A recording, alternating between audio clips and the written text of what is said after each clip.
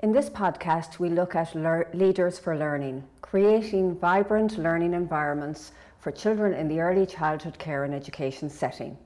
Roscommon County Childcare Committee, in collaboration with Longford County Childcare Committee and the National Council for Curriculum and Assessment, are delighted to bring you this podcast, where we talk about the intentional leader as researchers and how we can create vibrant learning environments for children in the early childhood care and education setting. The topic for right now is the creating vibrant learning environments. And somebody start with the I in pie that I was talking about, the intentionality piece. And once I started thinking about that, about 9 years ago when I got home from Reggio Emilia, I started seeing quotes and thoughts everywhere. I think the more you become aware of something, the more it shows up in your life. So this is a quote that I think about often. Intentionality. When we create something, we always create it first in a thought form. If we are basically positive in attitude, expecting and envisioning pleasure, satisfaction, and happiness, we will attract and create people, situations, and events which conform to our positive expectations. Kind of starts us off where we left off, right? If we are believing the best about children, about our colleagues, about their families, about our school environments, we are more likely to bring out the best in that situation. When people say, I'm never going to be able to do that this year because we are self-limiting ourselves over and over and over. So we want to open ourselves up to what's possible and start thinking in the very possible ways. It's funny that one of my teachers was really into this book back in Boston, The Secret. Was that popular here? It was on Oprah's book club. The house that I'm staying in over on Pontoon Lake in Mayo, that was on the bookshelf. And I thought, oh, this must be a book that's popular here as well. But that whole book was about being intentional, thinking about what we want to create, envisioning what we want to create, and then living in that world, rather than spending all of this negative energy thinking about what's never going to happen. Shortly after I came back, this book was published by the National Association for the Education of Young Children called The Intentional Teacher. I thought, oh, it's not only me, this is kind of growing. And Ann Epstein talks about this. If we're going to be intentional, we have to act purposefully with a goal in mind, and then have a plan for accomplishing it. Sometimes we come up with these great ideas, and what do? Nothing. It doesn't go anywhere. If we're intentional, we think about the great idea, and then we come up with some plans to step forward. Maybe our plan goes this way, and what actually happens goes this way, but at least we're moving forward, right?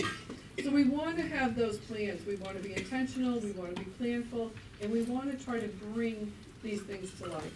And that is really the best message I can give you about how to start transforming your environments. How many people feel there's room to grow, to improve your environment into something more vibrant and positive for children and adults?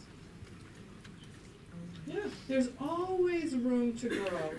And that's why just some of the basic principles that really tie into this vibrant environment. The first one ties beautifully into what we talked about all morning, the image of the child. What is your image of the child? If I believe children are needy and frustrating and demanding and spoiled, what then am I creating for them? When we have a strong image of the child, and these are words that I see over and over in the Reggio literature, children are curious, capable, passionate learners, active citizens with rights. The environments are set up to support children in their quest for knowledge, respecting how children learn, that children are capable of learning, that we don't have to spoon feed them the knowledge, is really, really powerful. If you have time in your own groups, in your schools, one of my favorite activities to do for a staff meeting is to ask everyone to bring a photograph that depicts their image of the child, and share the photographs and the words. And as like we did with the image this morning, as we collect the words that come up, no matter what your image is, are you going to see a consensus on a lot of the words? That you can start crafting your image of the child for your classroom team, for your program. So really thinking about that. I think it's something we've been doing a lot of work on educating children, but we've kind of distanced ourselves from the heart of this, the image of the child. The second principle, teacher is researcher. How many of you walk around and wear that badge, teacher is researcher? How are we observing our environments? How are we observing children? How are we creating new experiences? All of that is research. I know that Irene used research, as a researcher in her role many, many times. Every one of you is a researcher. Anytime you say, I wonder what's going on with that child, I wonder where we should go with this, I wonder what activity we should pick, we are all putting on the hat of researcher. And the more we do that, the richer the environment becomes. Teachers, as researchers, you become more valued, more intentional, more connected to the ideas in the environment, and you tap into whose expertise and knowledge? Your own. It's all there. How do we think about it in different ways to let it out? The next piece of that teacher is researcher, and that came up when we talked a little bit about play this morning, that teachers are active learners along with the children. I think we sometimes mistakenly think we have to have all the answers. When we put on the researcher mode, we can go in many, many different directions. And we can gather information, and we can learn with and from the children. We often think the children learn from us, but when you're in this mode, you can learn so much from the children.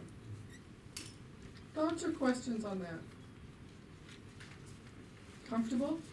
Want to go back on Monday and say, I'm a researcher? The more we start using this language ourselves, the more we transform our own work. Collaboration. Also one of the 6 life skills, but a fundamental principle of Reggio. Collaboration in the fundamentals of Reggio is among all of the constituents in the environment. Collaboration takes place between teachers and children, between children and their peers, between teachers and other teachers, between teachers and families, and the school and the community. Do you see how multi-layered that is? The more we can get excited and passionate about something, the more we can post information. Do you guys do parent newsletters or blogs or updates?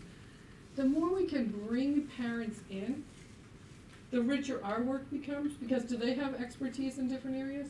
Do they have different perspectives? Are they listening to their children at home? Everything gets bigger and richer and more beautiful the more we collaborate in this work. Fundamental is the role of the parents.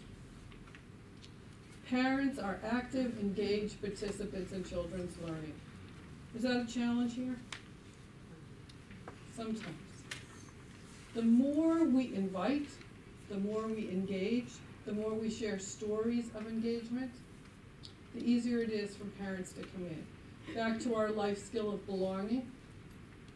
Is it hard sometimes for parents to see themselves belonging in an early childhood classroom, fitting in, what do I know, I'm not very good, I might not do the right thing.